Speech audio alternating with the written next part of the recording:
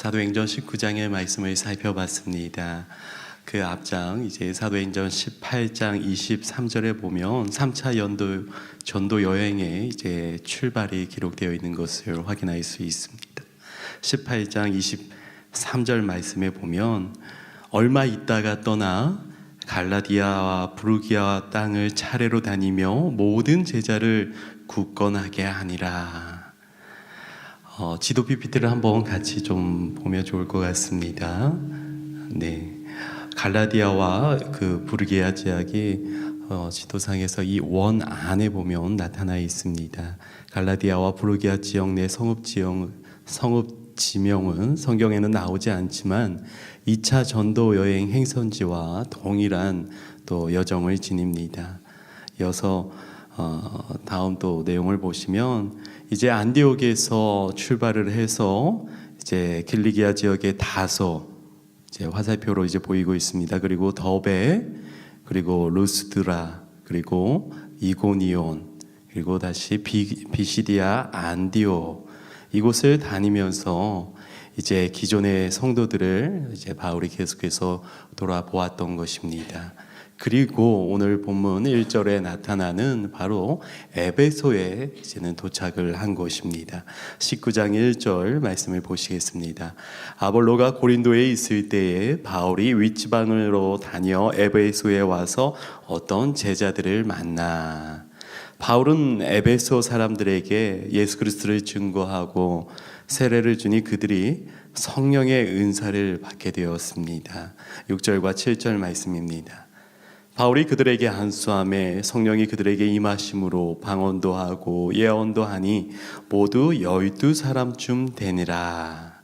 바울은 3개월간 회당에서 복음을 전하다가 그 복음 전하는 그 사역에 방해를 받게 됩니다. 그러나 두란노 서원으로 자리를 옮겨 바울은 계속해서 또 복음을 전했던 것입니다. 9절 말씀을 보시겠습니다. 어떤 사람들은 마음이 굳어 순종하지 않고 무리 앞에서 이 돌을 비방하거늘 바울이 그들을 떠나 제자들을 따로 세우고 두란노 서원에서 날마다 강론하니라. 두란노는 에베소 출신의 유명한 학자 이름으로 두란노 서원은 그의 이름을 딴 철학 강연장입니다. 그곳에서 2년간 복음을 전하니 지역에 있는 모든 사람들이 다 주의 말씀을 듣게 되었던 것입니다. 특히 바울의 치유 사역의 능력이 나타나자 마술하는 유대인들이 예수 이름을 의지하여 또 병을 고치려 하기도 했습니다.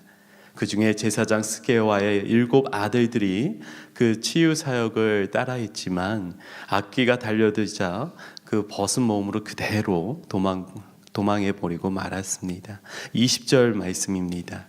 이와 같이 주의 말씀이 힘에 있어 흥왕하여 세력을 얻으니라. 23절에서 이제 41절을 보면 에베소에서 바울에게 또 다른 위기가 이제 닥쳐옵니다. 바울이 사람 손으로 만든 것은 신이 아니라고 많은 사람들에게 이제 가르치게 되자 우상 모형을 만들어 팔던 데메드리오와 노동자들이 집단으로 바울을 찾아와 그렇게 바울에게 위협을 가했던 것입니다. 27절 말씀입니다. 우리의 이 영업이 천하여길 위험이 있을 뿐 아니라 큰 여신 아데미의 신전도 무시당하게 되고 온 아시아와 천하가 위하는 그의 위엄도 떨어질까 하노라 하더라. 이렇게 이 일로 바울의 동역자가 끌려가 이제 위협을 당하였습니다. 에베소 시민들은 흥분한 상태로 우상 아데미의 이름을 이제 2시간 동안이나 불렀습니다. 그러나 이 불법 집회는 정식 재판을 받으라는 서기장의 발언으로 결국에는 잠잠해졌고 또 그 모임으로 인해서 그 모임은 결국에는 흩어지게 되었습니다. 오늘 본문의 말씀처럼 복음이 증거될수록 바울은 계속해서 반대하는 그런 세력들에 의해서 위협에 처한 경우들이 계속해서 나타나게 되었습니다. 그러나 바울이 전했던 그 복음의 능력은 결코 약해지지 않았습니다. 오히려 그 말씀의 능력이 있어 그 말씀이 선포되는 곳에서 놀라운 하나님의 역사가 일어났고, 그 하나님의 은혜 가운데에서 핍박당하고 힘들어하는 것 같지만 결국에는 하나님께서 동행하셔서 하나님의 말씀이 바로 선포되고, 또 하나님의 말씀을 인해서 또 복음을 전하는 모든 이들이 승리하는 삶을 살게 해주셨던 것입니다. 이 말씀의 능력은 오늘날에도 계속 이어지고 있습니다. 그 말씀의 능력은 우리가 살아가는 삶의 현장에서도 나타나고 있습니다. 잠깐 힘들고 또 핍박 가운데 어려움 가운데 있는 것 같지만 그 하나님의 말씀은 살아있어 우리 가운데 놀라운 은혜의 모습으로 나타나고 있습니다.